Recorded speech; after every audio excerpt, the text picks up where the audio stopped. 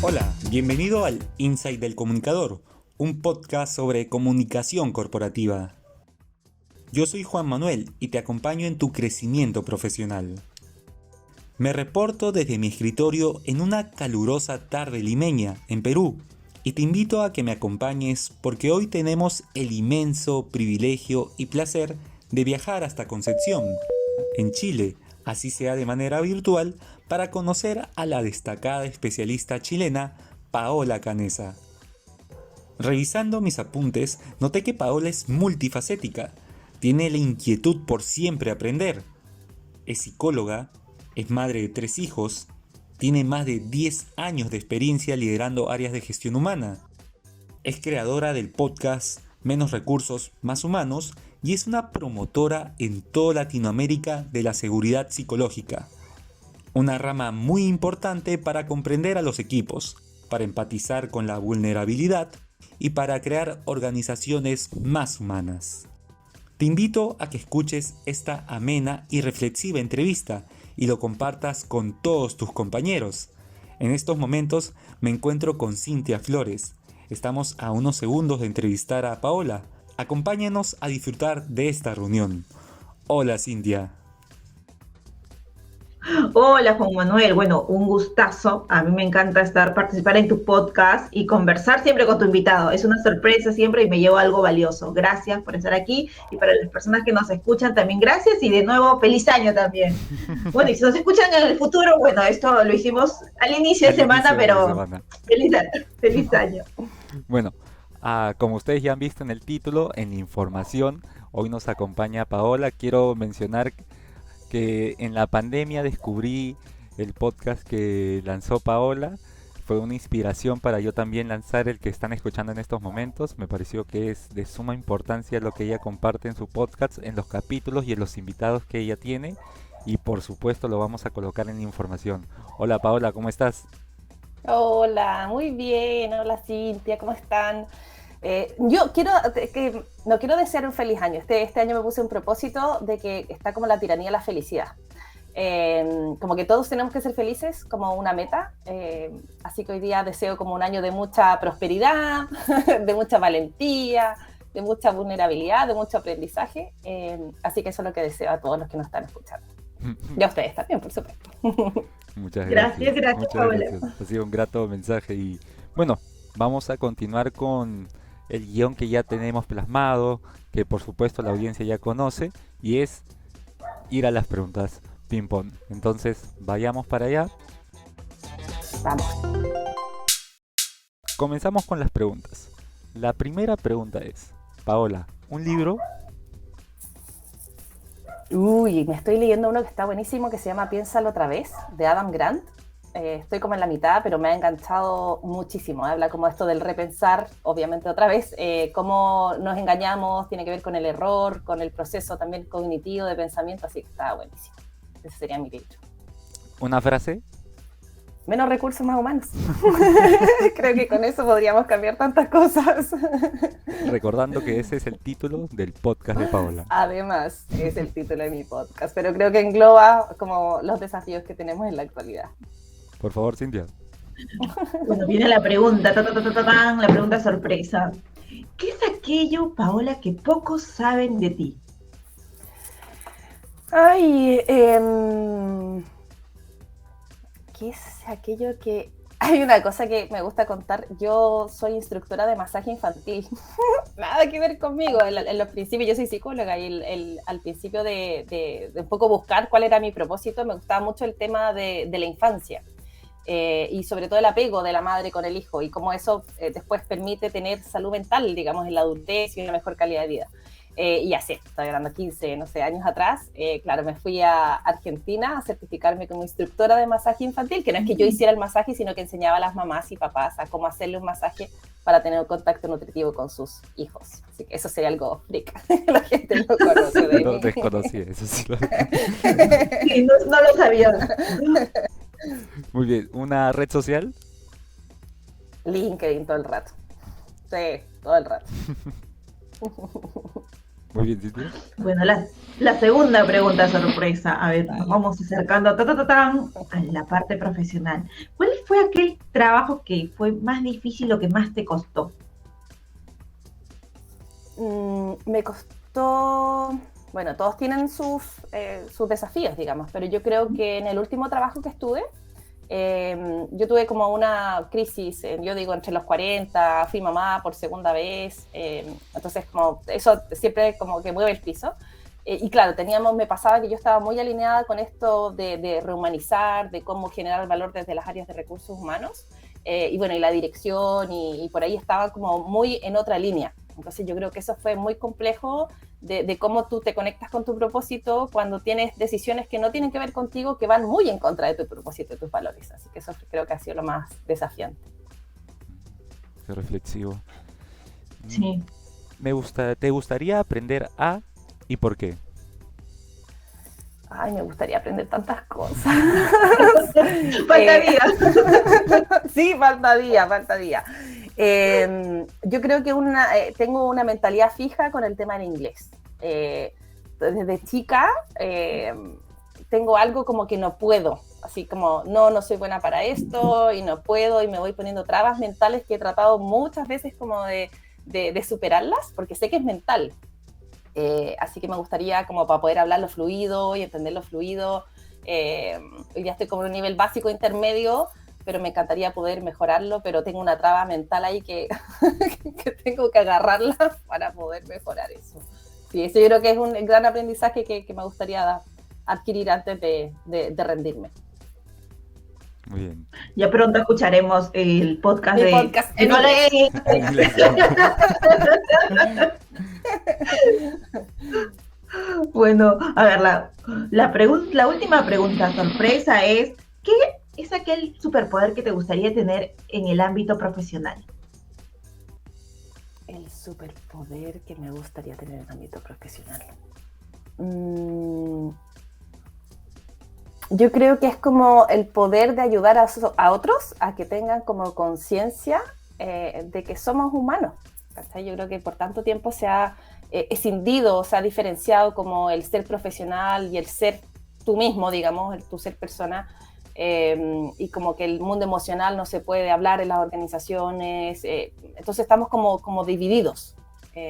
Y yo creo que si tuviera ese superpoder sería como de que ayudar a cada una de las personas a tomar conciencia de que somos un ser integral y que sentimos cosas en el mundo organizacional, y por ahí creo que iría como tomar esa conciencia de la humanidad de que somos, de que nos equivocamos y es normal equivocarse, de que a veces nos sentimos bien, otras veces no nos sentimos tan bien, y eso también es parte del día a día. Creo que por ahí iría mi superpoder.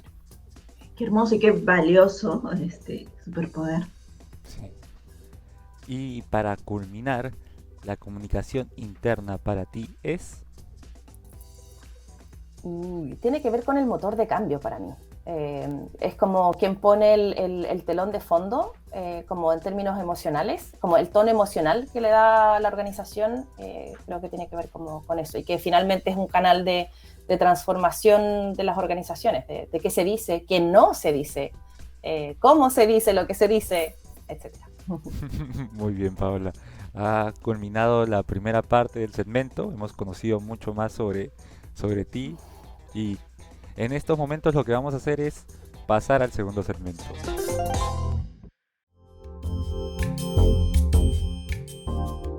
Qué importante es la salud mental, y más importante aún es encontrar a tu psicólogo ideal. Por eso hoy te quiero presentar a PsychoFinders, un espacio personalizado y respetuoso que busca informar, facilitar y acompañar a aquellas personas que decidan iniciar terapia psicológica. Para ello se enfocan en conocer los objetivos y preferencias de sus clientes, con el fin de proponerles distintos perfiles de terapeutas que respondan y estén capacitados para atender sus necesidades, optimizando tiempo y dinero. Te invito a revisar su Instagram como PsychoFinders y obtén el 10% de descuento dando el mensaje "Vengo del Insight del Comunicador". Muchas gracias. Continuemos escuchando a Paola Canessa. Muy bien, ahora sí, volvemos a la segunda secuencia, y en estos momentos lo que vamos a conocer son es el tema principal. Por favor, Paola, coméntanos. ¿De qué nos vas a hablar el día de hoy? Bueno, lo que me convoca hoy tiene que ver con seguridad psicológica, que es un tema que vengo estudiando fuertemente los últimos 2 años. Es un concepto relativamente nuevo, que lo que nos habla es como la creencia de que en un equipo es seguro correr riesgos interpersonales. Es como seguro ser vulnerable, o cuán seguro es ser vulnerable. Cuando hablamos de vulnerabilidad, como que a uno se le viene por la cabeza es como debilidad. Y la vulnerabilidad al final tiene que ver con el ser humano, pues con cuánta capacidad tengo en mi equipo para admitir un error, cuánta capacidad tengo para desafiar lo que está establecido, para decir lo que pienso, para hablar de mí como ser humano, digamos, y como persona, para decir no sé, para pedir ayuda. Y es cómo ese equipo responde a estos actos de vulnerabilidad, que se ha visto que cuando hay un alto nivel de seguridad psicológica, el equipo se siente seguro para hacer eso. Y por lo tanto es un equipo que aprende y es un equipo que alcanza los resultados esperados. Hay un artículo de una investigación que hizo Google hace años atrás, entre el 2012 y el 2014, que se llamó el Proyecto Aristóteles, que se llamaba que el todo es más que la suma de las partes. Y lo que se dieron cuenta, lo que quería Google era decir, ¿qué hace? ¿Cuál es el ingrediente en el fondo secreto, la fórmula secreta para los equipos de alto desempeño? Estuvieron casi 2 años trabajando en esto y descubrieron que el primer factor que hace que un equipo tenga alto desempeño era la seguridad psicológica.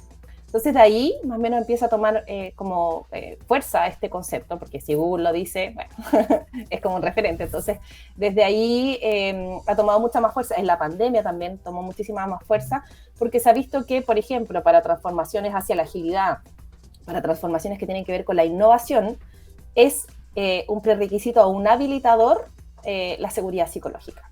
Así que es el tema que me convoca hoy, porque en este ambiente tan disruptivo que tenemos hoy día, con desafíos tan tremendos, cuando el equipo no siente, o las personas en el fondo no se sienten seguros para plantear esta vulnerabilidad, porque puede ser castigada, porque te miren mal, porque te evalúen mal el desempeño, porque te desvinculen, porque te pongan una amonestación negativa, hace que las personas finalmente, y Amy Edmondson, que es una de las principales exponentes, dice, estamos en la pandemia del silencio. Al final, como si yo hablo y me van a mirar feo o me van a decir, oye, que eres desubicado, mejor me quedo callado. Si yo cada vez que admito un error me castigan, ¿no es cierto?, y se busca el culpable y me hacen sentir avergonzado y humillado, mejor ni siquiera reconozco que me equivoqué. Entonces, para los desafíos tan grandes que tenemos hoy día a nivel como mundial, se requiere esta seguridad psicológica justamente para atravesar esos desafíos. Así que ese es el tema que nos convoca el día de hoy. Muy bien, escuchando y explorando un poco más sobre la información que nos has compartido, la primera pregunta por lo menos que me puse a pensar es ¿cuáles son los desafíos a la hora de conversarlo con los equipos? Porque entiendo que es, por ejemplo, el equipo de gestión humana, para plantear este tipo de casos, ¿cómo se podría plantear o cómo se podría desarrollar? Súper. Yo creo que lo primero es entender el concepto, porque es un concepto que a veces se malentiende, se confunde con salud mental, se confunde con seguridad y salud ocupacional, y se confunde así como con varias cosas. Se piensa, entonces quiere decir que todo lo tenemos que pasar bien y tenemos que ser negligentes porque hay que abrazar el fracaso y el error. Entonces hay mucho, como es un concepto relativamente nuevo, hay mucho mal concepto por eso. Entonces creo que lo primero es sensibilizar sobre el tema, sobre qué significa, sobre qué no significa. Y bueno, y las áreas de capital humano sin duda tienen que primero partir por ellos mismos. Ahí los autores plantean que el líder tiene mucho que decir, porque tiene que ver, el líder quien finalmente es el que pone la impronta, o sea, es el que modela conductas. Si yo como líder le pido al equipo que sí, cuando se equivoquen digámoslo, o que cuando no sepan, por supuesto, levanten la mano, pidan ayuda, y si hay alguien del equipo que hace eso y yo como líder lo reto, lo recrimino, lo castigo, bueno, finalmente es como hay un doble discurso.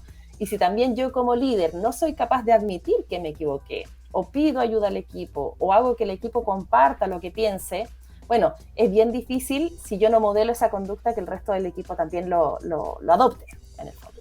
El equipo sí tiene mucho que hacer y decir, pero lamentablemente la figura del líder es súper relevante en eso.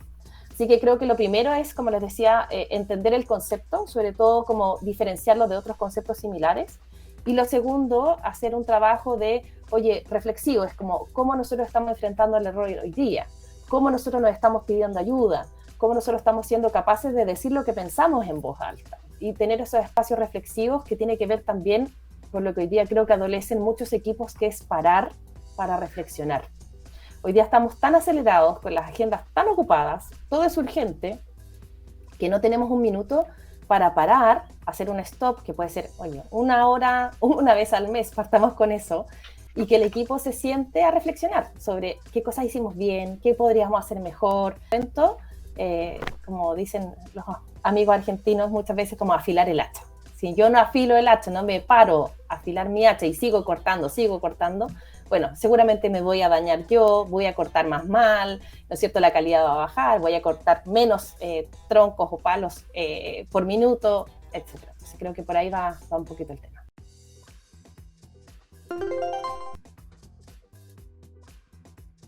Muchas gracias por llegar hasta aquí. Te invito a escuchar la segunda parte de esta amena y reflexiva entrevista con Paola Canessa.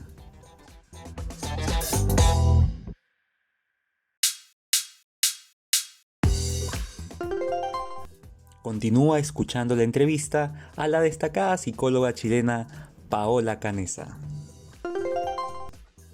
Paola, y en esto que nos hablabas de primero entender el concepto, ¿no? Como que diferenciar qué es lo que es seguridad psicológica, y hablabas sobre también la vulnerabilidad también del líder, y es como que hay que comenzar con el ejemplo, pedirle vulnerabilidad a mi equipo, pero también ser vulnerable yo como líder. Ahora, creo que ahí la vulnerabilidad, también en esto de entender qué es, ¿no? El concepto se entiende como debilidad. Y te cuento esto porque la otra vez conversaba con algunas personas de organizaciones y me decía, mira, no me quiero mostrar mis emociones, no quiero, a veces ella era muy emocional, me contaba, porque para mí es debilidad.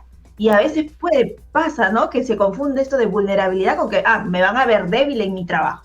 ¿Qué opinas? ¿Qué piensas de eso? ¿Te ha tocado? Total, de hecho la otra vez estaba haciendo una facilitación y uno me dice, ok, ahora entiendo el concepto de vulnerabilidad distinto, como lo resignifico. Entonces me dice, entonces ¿por qué le llaman vulnerabilidad? No se debería llamar así. Bueno, eso es difícil cambiarlo. Pero tiene que ver con este cambio de mentalidad. Al final, con esto que hablábamos de la rehumanización al inicio.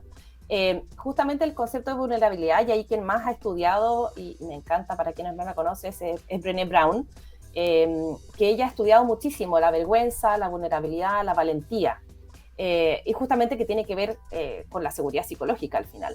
Y esta vulnerabilidad es un cambio de concepto porque hemos estado muy asociados a que uno tiene que ser fuerte y responderlo todo y saberlo todo y tener todas las respuestas, sobre todo los líderes, no pedir ayuda, ser autosuficiente, tener el control de todo.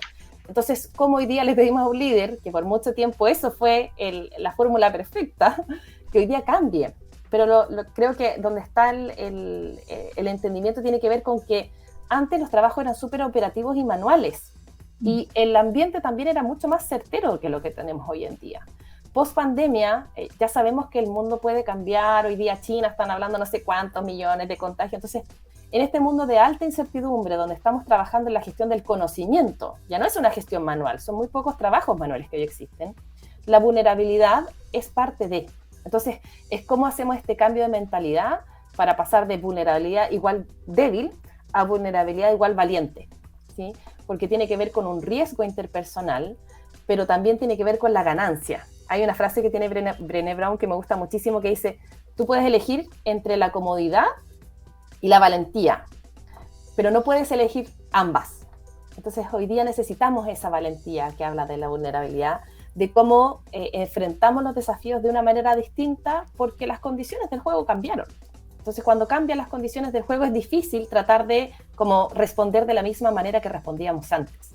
Ahora, este no es un proceso que mañana llego yo líder y digo, chicos, acá la vulnerabilidad va a ser reforzada, vamos, sino que es un proceso largo porque tiene que ver con un cambio de mentalidad también. Pero yo tengo harta esperanza y siempre comento, mi hijo tiene 4 años y va al jardín y a ellos le enseñan las emociones, el monstruo de los colores. Él es capaz de decirme desde tan chiquito, mamá, estoy nervioso, mamá, tengo miedo, mamá, estoy contento. Entonces tengo como la esperanza, cuando nosotros éramos chicos, cuando yo era chica era como, tengo miedo, no tengas miedo. estoy apenada, ya, pero que se te pase la pena. O sea, no había un sostén. No llores. O no llores, no llores. Los niños no lloran. Sí, pues verdad, ¿no? Sí. Entonces tengo la fe y la esperanza de que hoy día también eso, cuando a los pequeños les enseñen eso, nosotros también como papá nos mueve el piso a decir, bueno, ¿cuánto espacio le estoy dando yo a esas emociones de mi hijo, pero también cuánto espacio le estoy dando a las mías? Entonces creo que ahí también hay una revolución muy oculta que va a permitir cómo conectarnos, que eso que hablábamos distinto, la vulnerabilidad tiene que ver con la humanidad. Entonces creo que es un cambio que viene lento, pero que poco a poco nos vamos dando cuenta, y creo que la pandemia en eso caló hondo, de cuán importantes son las emociones, de cuán importante es conectarme con otro, de cuán importante es tener un sentido de propósito. Hoy día hablan que más del 50% de las personas se han replanteado si están haciendo lo que quieran hacer producto de la pandemia. Entonces, creo que hoy día está como en la tierra fértil para poder empezar a generar cambios que no son rápidos, pero que sí van hacia una vía de amigarnos y sentarnos con esa vulnerabilidad, que no es debilidad. Y justo hablando también de los líderes, como se está hablando de esa vulnerabilidad, que ellos deben ser el primer molde, como el primer ejemplo, ¿no? He visto que ahora hay mucho acompañamiento para que el líder pueda transformar esas habilidades para que posteriormente lo pueda transmitir a sus equipos. Hay mucho de que ahora debe ser un acompañante, debe tener también mayor comunicación y un tipo de liderazgo más cercano para que no sea ese líder que anteriormente era, ¿no? Que era lejano y que solamente estaba para dar órdenes. Total, yo creo que hoy día también hay una revolución del liderazgo. Hoy día justamente ya, y creo que ahí vuelvo a las nuevas generaciones, y también la pandemia nos hizo como replantear. Hoy día las nuevas generaciones, que me estés controlando y haciendo micromanagement, no te lo voy a aceptar. O que me digas qué tengo que hacer, cuándo tengo que hacer, dónde tengo que hacerlo, tampoco te lo acepto. Y me cambio, o sea, no tengo ni un pelo en la lengua para hacerlo. Entonces creo que también esas exigencias están permeando al mundo de las organizaciones, y sobre todo a los líderes. Exigen un cambio de paradigma, de, como tú decías, de que esta cosa de la autoridad, del miedo, de liderar desde el miedo, ¿no es cierto? Hoy día las personas exigen algo distinto, y un reconocimiento, un abrazar esa vulnerabilidad en conjunto también. Entonces creo que hoy día tienen un tremendo desafío los y las líderes que están en las organizaciones, porque tienen que hacer un cambio de chip, un cambio de mentalidad, y dejar de en esta fórmula que sirvió por tanto tiempo, darse cuenta que ya no sirve, y empezar a probar con otras fórmulas que tienen que ver más con los desafíos actuales. Así que, bueno, y ahí lo bueno es que hay muchas organizaciones que ya se están sumando a eso. Yo me he dado cuenta en el tema de seguridad psicológica, que al principio cuando yo salí con esto, nadie, o sea, ¿qué es eso? Y hoy día cada vez más me convocan a, oye, necesito un acompañamiento a los líderes, oye, necesito un acompañamiento a los equipos, porque se van dando cuenta de que eso es relevante, y de que al final es una posibilidad del negocio también. O sea, es algo que no solamente impacta a las personas, sino que también impacta en el negocio. Claro, y es ahí cuando, claro, un poco regresando cómo nace esto, ¿no? Que nos contaste del proyecto Aristóteles en Google, que nace buscando equipos, qué es lo que tenían estos equipos que tengan alto desempeño. Y en esto que hemos hablado de la vulnerabilidad, Paola, liderazgo, ¿qué otros ingredientes tendrían este escenario de seguridad psicológica? Super. ¿O qué ingredientes? Sí, ahí solo aclarar, que quizás no fui tan clara, el concepto viene de mucho antes, como 1960, Chain sale con este concepto, pero quedó ahí como dando vuelta entre medio del clima laboral. Después, en los 90, lo toma Amy Edmondson y comienza a hacer investigaciones. De hecho, ella fue la primera que comienza a hacer investigaciones científicas sobre el concepto. Y bueno, y esto como que explota como concepto el 2010, 2012 con Google. Así que solamente aclarar ese punto si no lo había dejado claro al inicio. Pero es un concepto relativamente nuevo igual. Y con esa aclaración me olvidé de tu pregunta. Cosas que pasan. Tranquila, cosas que pasan en vivo. Es como menos recursos, más humanos. Y así somos los humanos también. Bueno, a ver, me estoy acordando también de la pregunta. No se preocupen, que la tengo apuntada, que es, Bueno. ¿qué ingredientes? Eso, gracias, Juan Manuel. Bueno, lo fundamental tiene que ver con esto que hablábamos de que cómo estos riesgos interpersonales, ya decíamos, como pedir feedback, dar feedback, pedir ayuda, reconocer un error, mostrarme tal como soy, desafiar el status quo, que son vulnerabilidad, tiene que ver como cómo el equipo recompensa o refuerza o valora esos actos de vulnerabilidad o los castiga. ¿Ya? Entonces, ese es el esencial. Y ahí Amy Edmondson tiene lo que ella llama el kit de la seguridad psicológica del líder. Y ella dice que hay que hacer 3 cosas. Por supuesto, con detalle, y ahí en su libro va diciendo mucho cómo es el líder que tiene que permear estos equipos. Lo primero, ella dice que es setear el espacio, como el encuadre de que el trabajo sobre todo cuando estamos hablando del trabajo que tiene que ver con la gestión del conocimiento, es de alta interdependencia y alta incertidumbre. Y en esos espacios es común que ocurran errores. Entonces, lo primero es como decirte como el rayado de cancha. Y también ella dice como conectar mucho con el propósito. ¿Para qué este equipo está haciendo lo que hace? Que muchas veces no nos cuestionamos eso. Agarramos el propósito de la organización, si es que tiene, pero no nos sentamos a construir el propósito del equipo, de qué pasa en la organización si este equipo no está, por ejemplo. O sea, ¿de qué se pierde la organización si este equipo no está? Eso es lo primero. Una vez que tú enmarcas el trabajo, lo que ella dice es cómo yo invito a participar. Entonces esto tiene que ver con cómo yo estructuro las reuniones, con cómo hago para darle voz a todos y a todas y no que hablen siempre los mismos o que en una reunión no siempre esté hablando yo. Y también tiene que ver con cómo hacemos este alcance o ¿qué nos pasa con el error? Y ahí viene como que hay distintos tipos de errores, que hay errores que tienen que ver por la negligencia, porque yo quise cometer el error, hasta errores que tienen que ver con la innovación. Y ahí hay todo un espacio de cómo el líder va permeando y va permitiendo en el fondo y aclarando esto. Y ahí me encanta un concepto que ella dice, la humildad situacional, que tiene que ver con esto que les decía yo de cómo el rol del líder permea conductas. Entonces ella dice, el líder tiene que ser el primero, que pregunte, que haga preguntas poderosas, que estructure reuniones que sean participativas, que sea el primero en pedir ayuda, en decir, ¿sabes qué? Y esta humildad situacional tiene que ver, yo no tengo todas las respuestas, ayúdenme con esto, ¿cómo hacemos para esto? Me equivoqué, tenía un planteamiento y no los escuché. Entonces, esa humildad situacional es la que yo les hablaba de este líder que permea a través de la conducta y no de las palabras. Y lo último, que tiene que ver con cómo yo respondo productivamente a esto, es que cuando yo ya seteé el espacio, cuando di y me puse en esta humildad situacional, estructuré unas formas de que demos voz a todos y a todas, bueno, ¿cómo respondo? Y ahí Amy Edmondson habla que algo me encanta, que dice abrazar al mensajero. Es decir, cuando hay alguien que en la reunión me dice, ¿sabes qué, jefe? Mira, yo creo que esta decisión que vamos a tomar no me parece tan correcta por ABC. Cuando el jefe le dice, oye, ya, ¿sabes qué? Esta decisión está tomada, no me interesa lo que dices. Bueno, ahí no está abrazando al mensajero. Abrazar al mensajero es abrazar a quien es vulnerable. ¿Por qué? Porque el resto aprende nuevamente a través de la conducta de otros. Cuando hay una persona que pone un acto de vulnerabilidad y la jefatura, el líder y el resto del equipo abraza, es decir, le da cabida, bueno, el resto aprende que es un lugar seguro, por lo tanto se atreve. Pero al revés, cuando alguien levanta la mano, ¿no es cierto?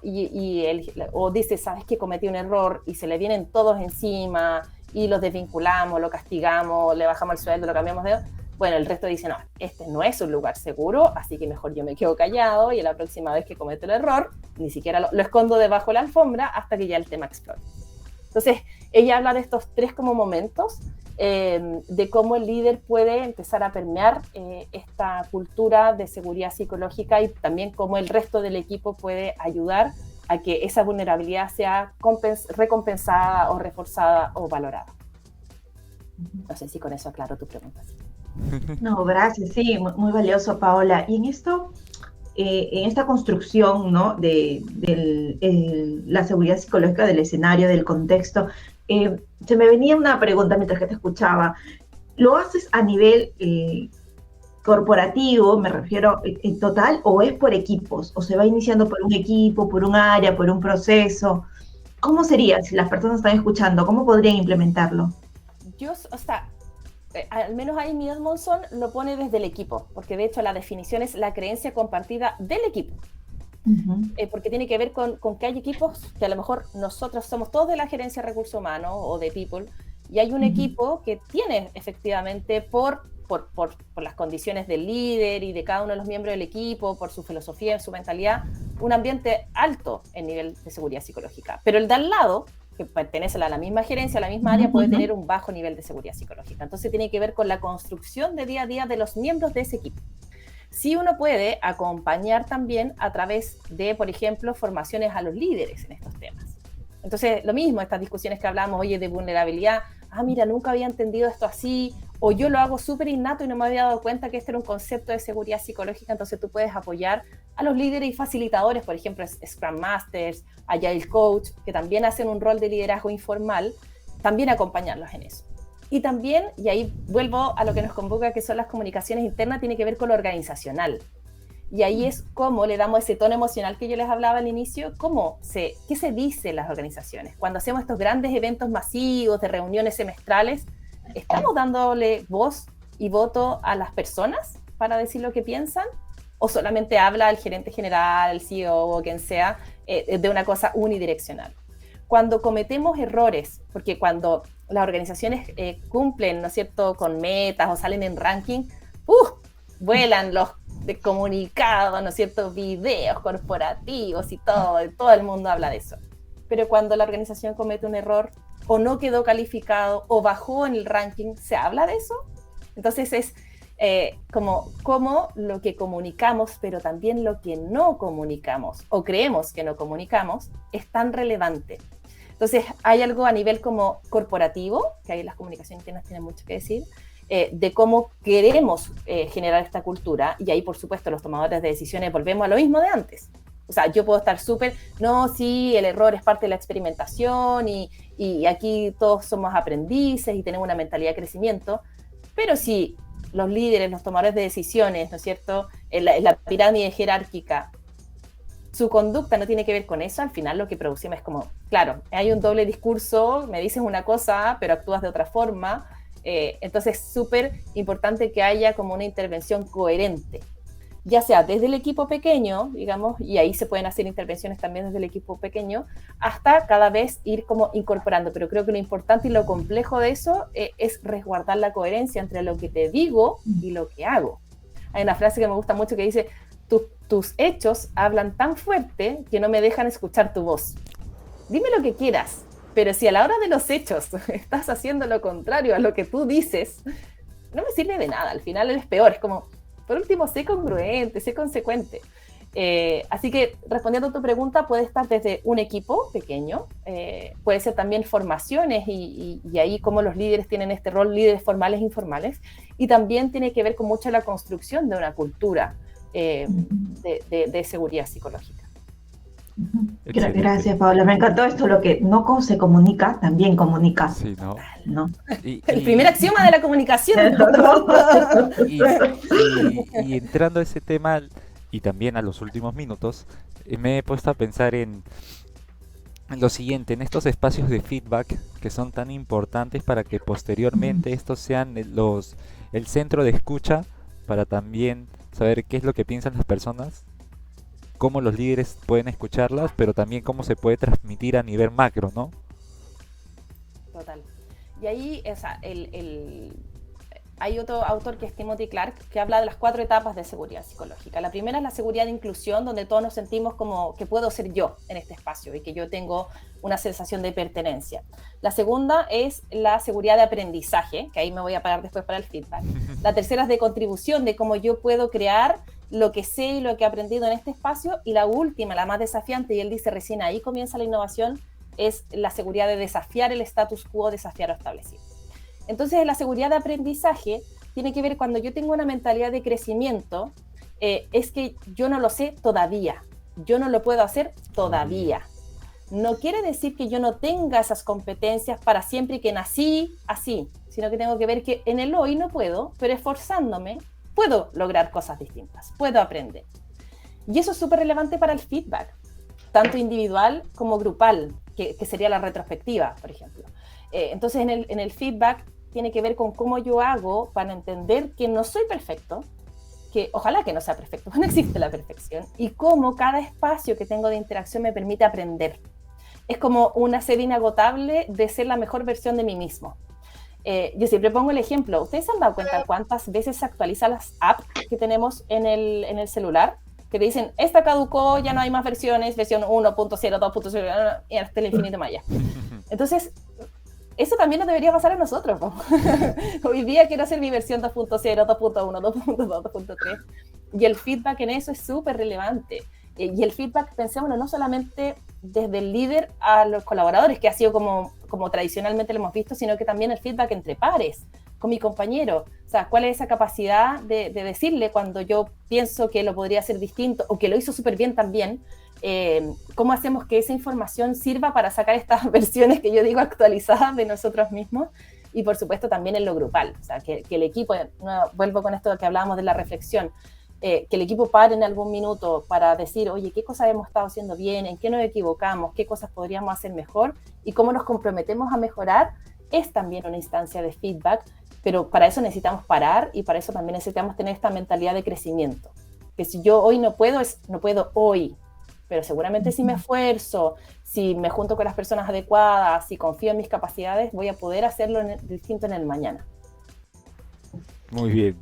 Entonces, muchas gracias, Paola. Creo que con esto estamos englobando todo lo del tema. Sé que hay mucho más por comentar y sé que en un próximo programa se podrá seguir explayando. Pero ¿qué te parece si en estos momentos ya nos pasamos a los tips?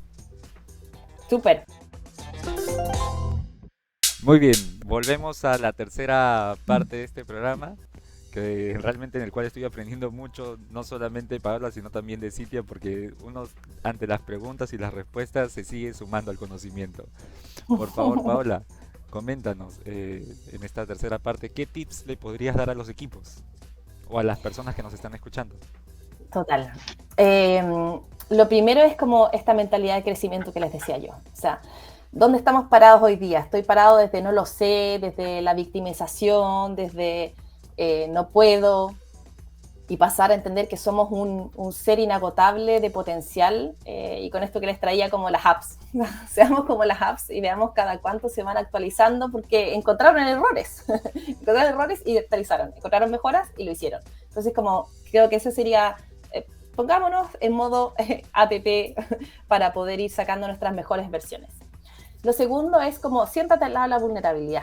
Y ahí empezar, ya les decía, Brené Brown, hay unos TED Talks geniales de ella, Netflix también tiene un documental, ella es extraordinaria, además es muy divertida para decir las cosas, ella se expone mucho en su vulnerabilidad también, entonces creo que es un modelo a seguir de cómo me siento al lado de esa vulnerabilidad, que tiene un riesgo, pero también donde está el riesgo está el beneficio. Así que creo que esa sería mi segundo, como pensar y repensar, es como vulnerabilidad realmente tiene que ver con debilidad o qué oportunidades podría encontrar en ese concepto.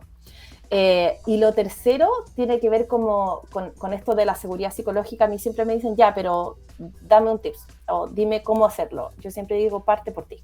O sea, yo no puedo estar esperando que mi jefe haga o que el otro haga. O sea, si quiero efectivamente crear equipos que tengan un alto desempeño, que aprendan, que seamos capaces de mostrar esta vulnerabilidad, bueno, tengo que partir por mí y reflexionar, ¿estoy efectivamente yo mostrando esa vulnerabilidad? ¿Cómo estoy actuando frente a la vulnerabilidad del otro? Entonces, como todo cambio tiene que partir por cada uno y desde ahí empezar a decir, ¿sabes qué? Voy a pedir feedback, que es un acto súper vulnerable.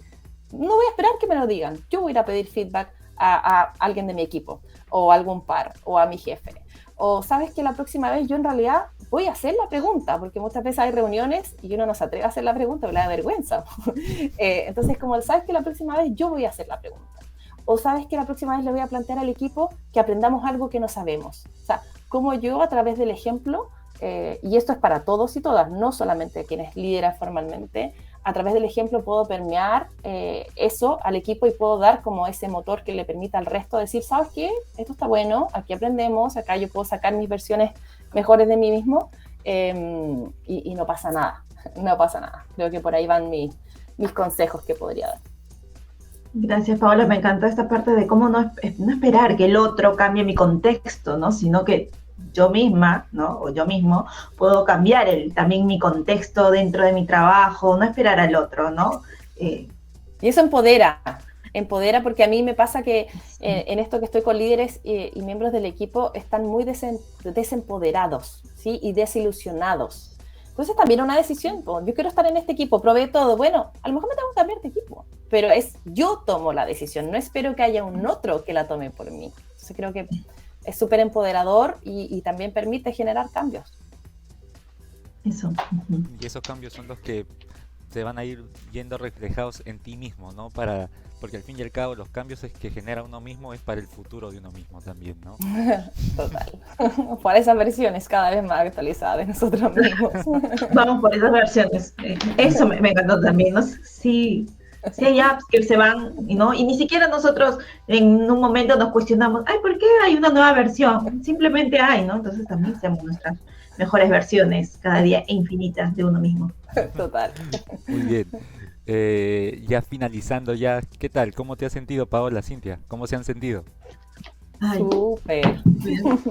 me encantó, Paola, me encantó y gracias por este tema que nos has traído, muy valioso. Es decir, yo también me llevo muchas cosas de lo que nos has traído, las personas que nos van a escuchar en el futuro también me interesa mucho este tema. Ya luego te preguntaré, si quisiera aprender más, no sé, formarme, saber, ¿dónde lo podría hacer, Paola? Mira, lamentablemente, o favorablemente, la mayoría de cosas de formaciones están en inglés. Por ejemplo, Amy Edmondson hace talleres, también lo hace Timothy Clark, que hace bastantes talleres, tiene súper buen material, que son los dos como autores que están hoy día más en boga. Cada uno de ellos tiene un libro, que también están súper buenos. Yo por lo mismo creé un bootcamp, que es como una formación, un programa de formación de seguridad psicológica, y está en su segunda versión, espero en este próximo año, ¿no? Este año. Yo creo que en marzo salir con un nuevo programa de formación, porque justamente me di cuenta de eso, como no hay, es difícil como encontrar material, o de repente uno sabe, o le da lata leer en inglés, o participar en formación en inglés, y hay muy poco en español, muy poco. Así que yo creo que esas serían como las formulillas. Brené Brown no habla particularmente de seguridad psicológica, así como tal, como lo hacen los otros autores tan explícito, pero tiene que ver con eso, ¿sabes? Ella seca en vulnerabilidad, ella tiene muchos libros. Hay un libro que se llama El poder de la vulnerabilidad, de Brené Brown, está buenísimo. Un poco hackea todos estos conceptos que tenemos de la vulnerabilidad que hablábamos antes. Así que esas podrían ser como... si hay 3 autores que yo sí o sí recomiendo, Amy Edmondson, Timothy Clark y Brené Brown. Y Susan David también, pues. Uno más, ¿no? Uno más. Excelente, Paola. Muchas gracias. Me ha gustado mucho este capítulo, me ha gustado mucho aprender contigo, sobre todo de poder concretar esta entrevista a la cual, como te comenté, te escuchaba desde pandemia, y hoy concretarlo realmente me pareció súper. Muchas gracias, Cintia, también ha estado, como siempre, tu participación excelente para todas las preguntas. Y bueno, esperar, ya les estaré comentando a todas las personas cuando publiquemos este podcast. A la audiencia, por favor, vamos a colocar todas las redes de Paola y también de Cintia para que las puedan seguir, y estaremos en comunicación para cualquier tipo de evento. Muchas gracias, Paola, nuevamente. Buenísimo, gracias a ustedes. Gracias, Paola. 2023. Muy bien, muchas gracias y nos vemos en el siguiente episodio.